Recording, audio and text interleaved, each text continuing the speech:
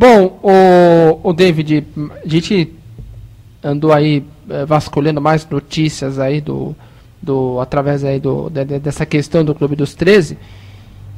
Bom, de fato, os times do Rio de Janeiro não saíram do Clube dos 13, mas vão negociar sua cota de televisão em paralelo. O Palmeiras vai seguir a mesma linha. O Coritiba, que tinha saído do Clube dos 13, voltou ao Clube dos 13. O Corinthians, de fato, saiu, já negocia os seus direitos de transmissão com qualquer emissora que oferecer um valor rentável. E vale lembrar que é o Rosenberg que vai tomar conta disso.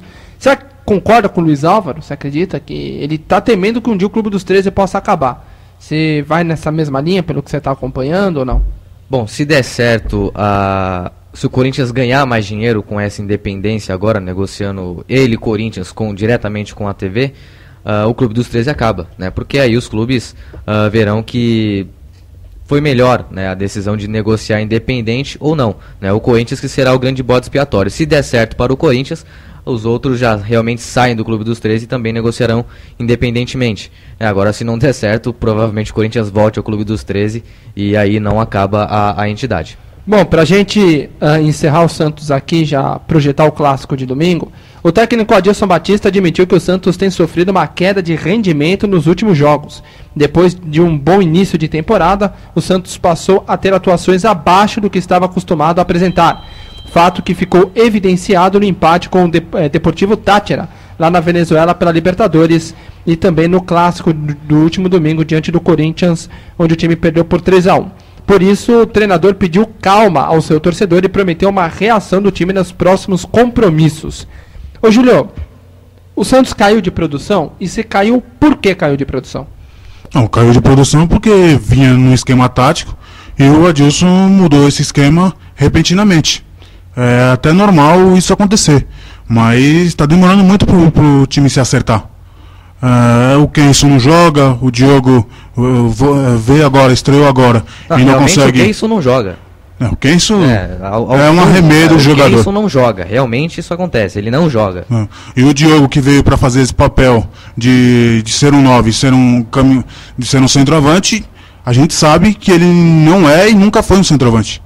Ele está fazendo esse papel porque o Adilson pede para ele fazer isso, mas ele não é um tem outro, né? E por que não tem outro? Porque o Kenson foi contratado para essa posição e nada. Mas não vem dando certo.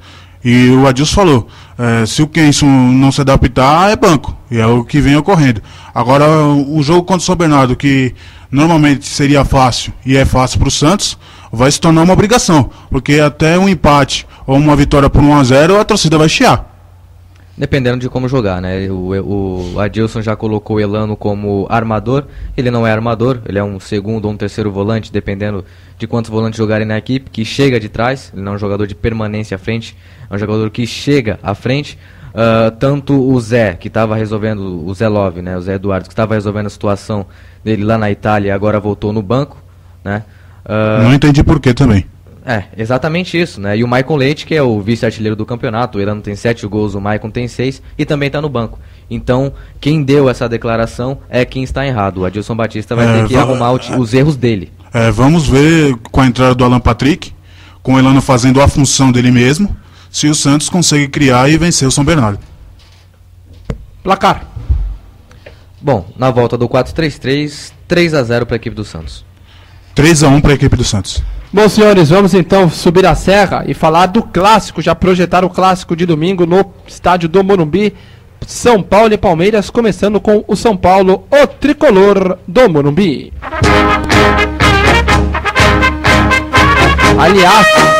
Aliás, né, David e Júlio e ouvintes do programa Hora do Esporte, a grande preocupação do lado do São Paulo é o Kleber. E, inclusive, na coletiva de ontem, o Alex Silva traduziu bem isso.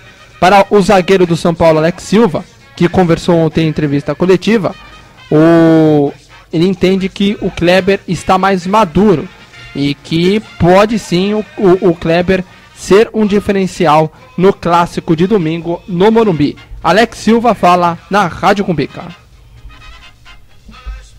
Não, eu falo cabeça boa pelas coisas que aconteciam dentro de campo, né?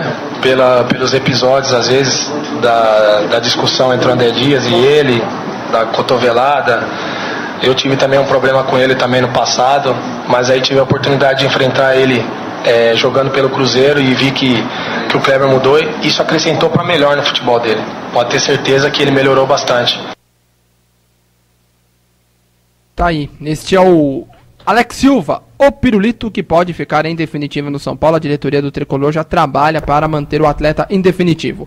Vamos fazer o seguinte, já vamos então pular o muro. Vamos falar agora as coisas do Palmeiras, o Alviverde de Palestra Itália.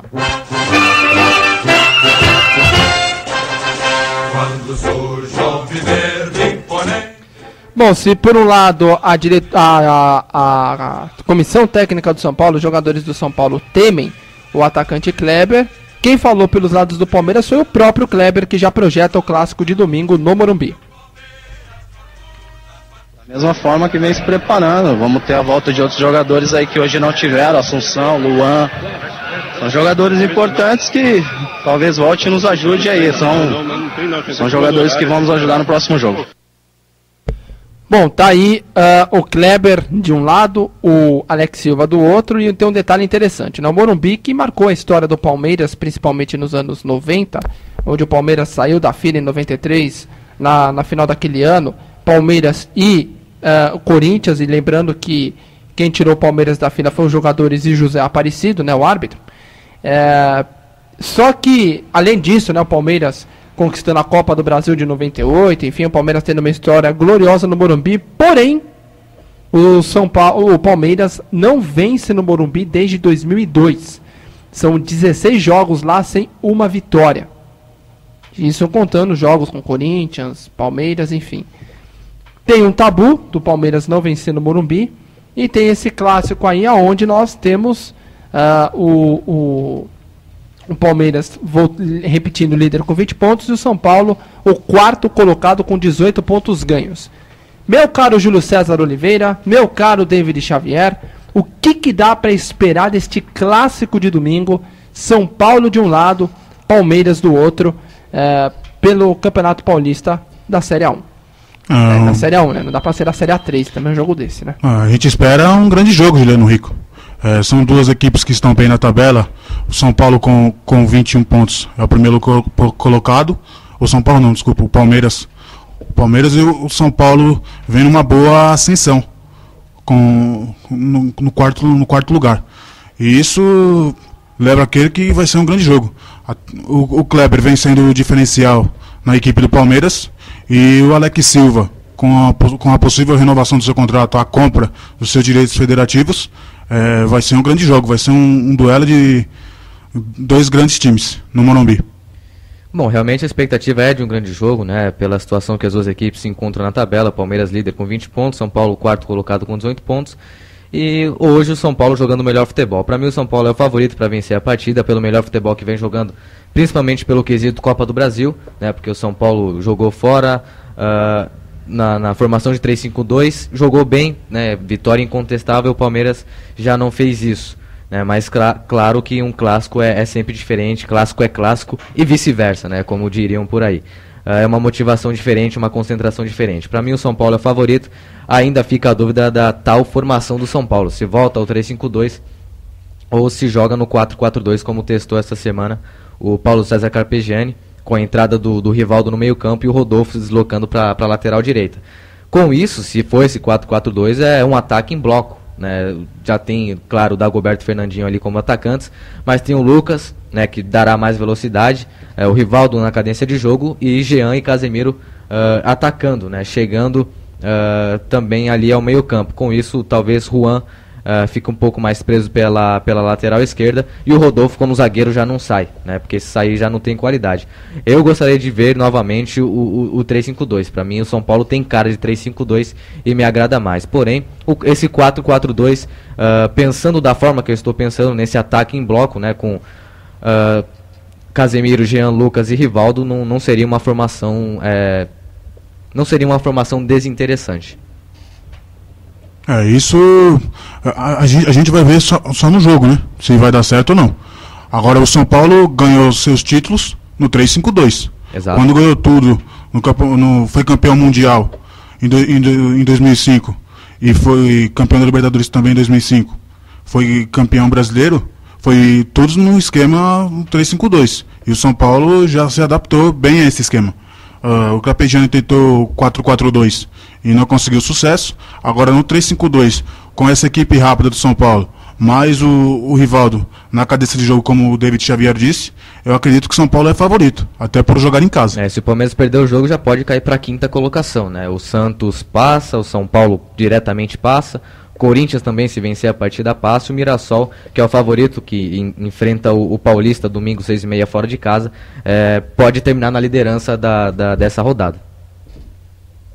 Eu projeto um clássico já bastante equilibrado. Acho que vai ser um jogo onde Palmeiras e São Paulo estão parelhos na tabela de classificação e no futebol também, né? O Palmeiras oscila muito, principalmente ainda, entendo eu, no sistema defensivo, e até o Luiz Felipe destacou isso na partida contra o Comercial do Piauí, onde o Chico, que foi uma das boas contratações até então do time do Palmeiras, falhou no gol de um time, contra um time, melhor dizendo, que é para que beira a várzea, né? Sem dúvida. Então, é complicado. O Filipão ficou bastante irritado com relação a isso. O São Paulo não começou bem, mas o São Paulo vem mostrando uma evolução na competição. Então, eu acredito que esse clássico de domingo será o grande divisor de águas, na minha opinião. Primeiro, para confirmar essa ascensão do São Paulo e pôr à prova a liderança do Palmeiras. Eu, na minha opinião, eu vejo o seguinte: Palmeiras não merece ser líder desse campeonato, na minha opinião, porque é um time bastante irregular. Aí eu pergunto pra vocês, quem mereceria ser o líder hoje da competição? Tem algum? Olha, porque na minha opinião, o Palmeiras, não. Quem mereceria ser o líder hoje da competição, talvez o Mirassol. Talvez o Mirassol, porque o Corinthians se encontrou depois da Libertadores, o Corinthians também vem de crescente, São Paulo também vem de crescente, o Santos vem nesse intermediário aí, né? Não sabe se joga no 4-3-3, no 4-4-2, com nessa indefinição, né? Nessa indefinição, né? Então hoje o Mirassol é quem vem, né, jogando o melhor futebol e conseguindo seus resultados. O Mirassol hoje seria, para mim, com justiça, o líder da competição. Eu também concordo com você, David. O Mirassol vem numa ascensão e, para mim, seria com justiça o líder do campeonato paulista. Bom, falando do clássico, o Palmeiras é quase certo que venha no 4-4-2, né, com o Tinga fazendo uma função ali de terceiro volante e o Valdívia fazendo a armação com o Luan e o Kleber na frente, né, e não é essa a formação que levou o Palmeiras à liderança da competição. Se perder o jogo, dependendo da atuação do Valdívia, já vai ser contestado novamente essa formação, né, porque a equipe sem o Valdívia era líder do campeonato, jogava numa formação diferente, não empolgava, não passava confiança ao torcedor, mas conseguiu resultados. Conseguiu os resultados. E perdendo um jogo com a formação diferente, né, com o Valdívia em campo, as críticas serão bastante fortes pelo lado do Palestra Itália. No São Paulo também fica em definição, ou 4-4-2 ou 3-5-2. Para mim, eu acredito que com o Valdívia em campo será um grande jogo. O Valdívia, para mim, teve alguns problemas de contusão, mas é inegavelmente que é um grande jogador. Agora, o São Paulo, com o Lucas e o Rivaldo no meio campo, vamos ver o que vai dar esse clássico. Para mim, o São Paulo é favorito por jogar em casa, mas isso não quer dizer que vai ganhar o jogo com extrema facilidade. Mas um clássico desse tamanho, eu não concordo com o Júlio, não. Não tem favorito num jogo. Eu acho que tem favorito. Para mim, o São Paulo é favorito. Que não. Não, pelo que o São Paulo vai jogando, o São Paulo é favorito. Até então, muitos colocavam o Santos favorito contra o Corinthians e dando o que deu. O clássico é claro, mas favoritismo não quer dizer que a equipe vai vencer o jogo. Não, eu acredito, eu vejo que não há favorito, porque apesar do Palmeiras ter um time inconstante, o Palmeiras vem buscando resultados. Não é à toa que o Palmeiras é o líder da competição. Por que eu não coloco? Se você for juntar elenco por elenco, na minha opinião, é óbvio que o elenco do São Paulo é muito melhor que o elenco do Palmeiras. Sem dúvida. Mas o São Paulo hoje tem um problema. É o Carpegiani, pelo menos na minha opinião. Tanto é que ele é tido como professor Pardal. Tá se tornando... Então, tá complicado, Carpegiani. Eu coloco o clássico igual justamente por isso. Porque, na minha opinião, se o Carpegiani inventasse menos e conseguisse colocar um padrão para esse time do São Paulo, aí sim, aí eu poderia falar, não, legal, agora tem jogadores que você não sabe, é uma surpresa. Você adivinhar a escalação do São Paulo ainda está indefinido, né? O 4-4-2 tanto que hoje muda toda hora. Hoje à tarde, tanto São Paulo quanto o Palmeiras devem definir os times que jogam amanhã. São Paulo pode ter o reforço do Júnior César, que está voltando ao time do São Paulo.